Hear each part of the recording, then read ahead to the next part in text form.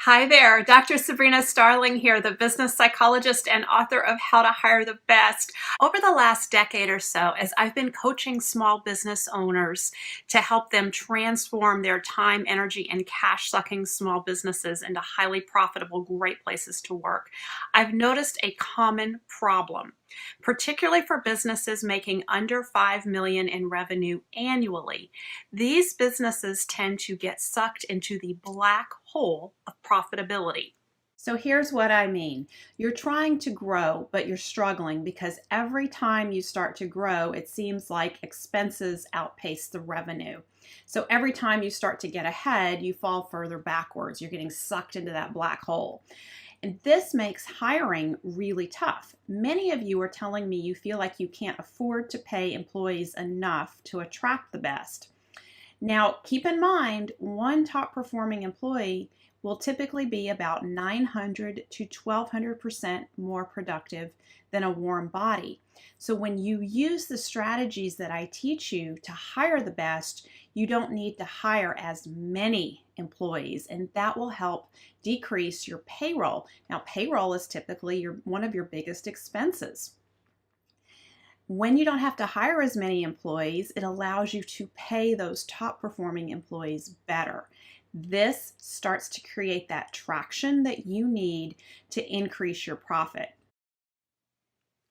When my book was published, there was a section in my book that created a lot of buzz, and it came from chapter 2, and I want to share with you what exactly is in this chapter.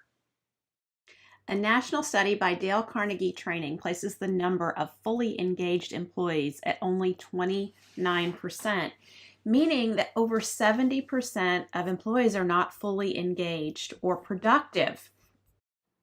A very important question to be asking yourself is, what is disengagement costing you? I want to introduce you to a tool called the engagement matrix. There are 4 quadrants of engagement and effectiveness that an employee can fall into. So as I walk you through this, I want you to start thinking about your employees that you have and which category or which quadrant they fall into.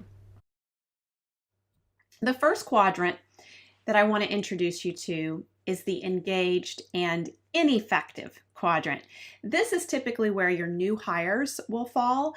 They're very excited to come to work for you. They're eager to dive in, but they don't know anything yet. You haven't trained them. They're still learning where the copy machine is, where the bathroom is, who signs their time card, or how they even record their time if they're using like time tracking software. So they are engaged, but they're not very productive for your company yet. We want to be moving your new employees very quickly over into the next quadrant, which is the engaged and effective quadrant. Now, this is where you want all of your employees to be, ideally. Engaged and effective employees are excited. They've worked with you long enough that they have a good working sense of the mechanics of your business. These employees show up with powerful ideas, and they have the energy and know-how to move those ideas forward.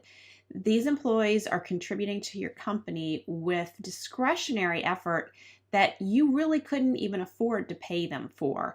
They're surpassing your expectations, and they want to create and implement their ideas. And like I said before, it's ideal to have the majority, if not all, of your employees in this quadrant. This is where you're going to get high productivity and minimal mistakes.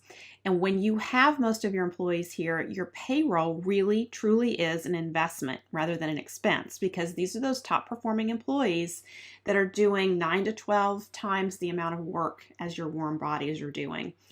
Now, just imagine for yourself what would be possible for your company if you had a team full of these employees.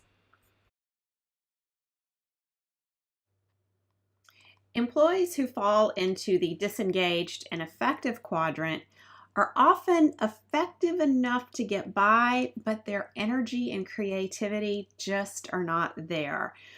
Now, the danger of keeping them around is that they can start to drag others down from the effective and engaged quadrant. They can pull them down with them as these folks become less and less engaged and less effective. Employees who start out engaged but then become disengaged may be coachable, but you have to intervene with them really early on. And the problem is that most of us will procrastinate, and we're going to hope that employee's lapses are just temporary and that the employee will eventually re-engage. If you see this disengagement setting in with an employee who used to be engaged and effective, you need to not delay. Address issues as they come up, because employee disengagement feeds on itself. Negativity begets more negativity, and discouragement leads to more discouragement. So this is a point in your business. If you don't feel confident in your coaching skills, you really want to get some help from a coach who's worked with small business owners to improve their coaching skills and work employees through these situations. Now let's talk about the fourth quadrant. This is the disengaged and ineffective quadrant. Disengaged and ineffective employees are the ones who continuously complain. They have very low morale. They're rolling their eyes. They repeatedly make mistakes, and they are probably sabotaging your best efforts. But a lot of times they won't do enough to get fired. They really walk that fine line.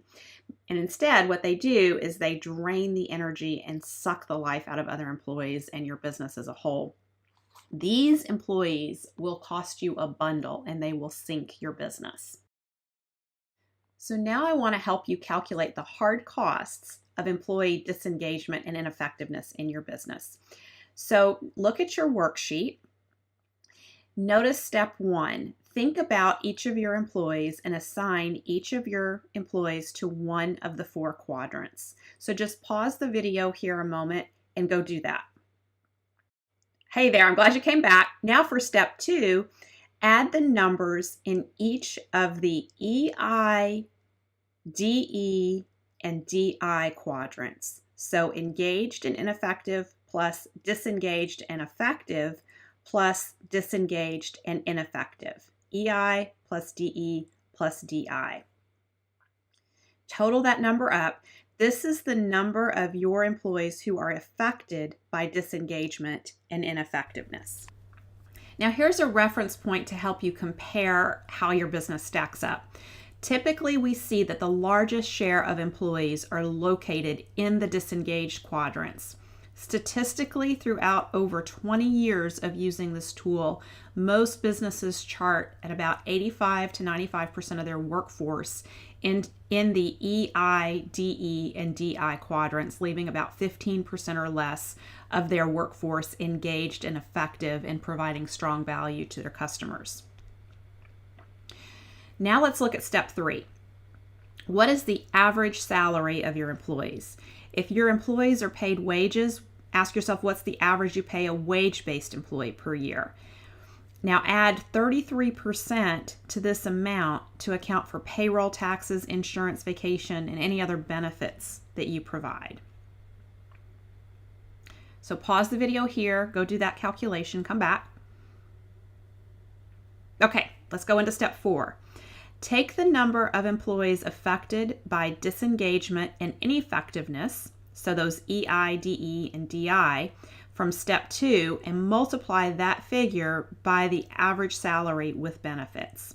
And if your employees are paid wages, just take the number of employees affected by disengagement and ineffectiveness from step 2 and multiply that figure by the average you pay a wage-based employee per year. Now take a look at this number, because this number is an estimate of the hard cost to you of your disengaged and ineffective employees. Now keep in mind, this is a hard cost estimate. There are other ways that these employees are costing you, because there's a high cost to turnover, there's rework, they're making mistakes, and it's very hard to calculate lost business if they have done things that have offended your best customers and driven them away and dried up referrals for you.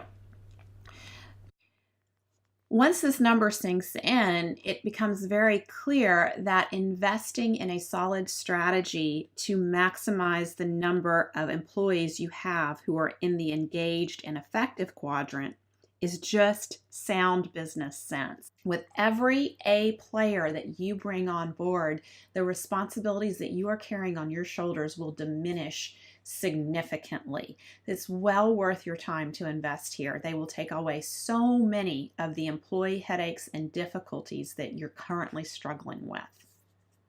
So take a look at this slide. If you set the intention that in the coming year you are going to hire up, meaning that you're going to identify your worst offender, your most disengaged or most ineffective employee, and you're going to actively start attracting and recruiting A-player applicants to replace that employee. And then once you get that employee replaced, you're going to move on to the next one and the next one so that you're continually hiring up.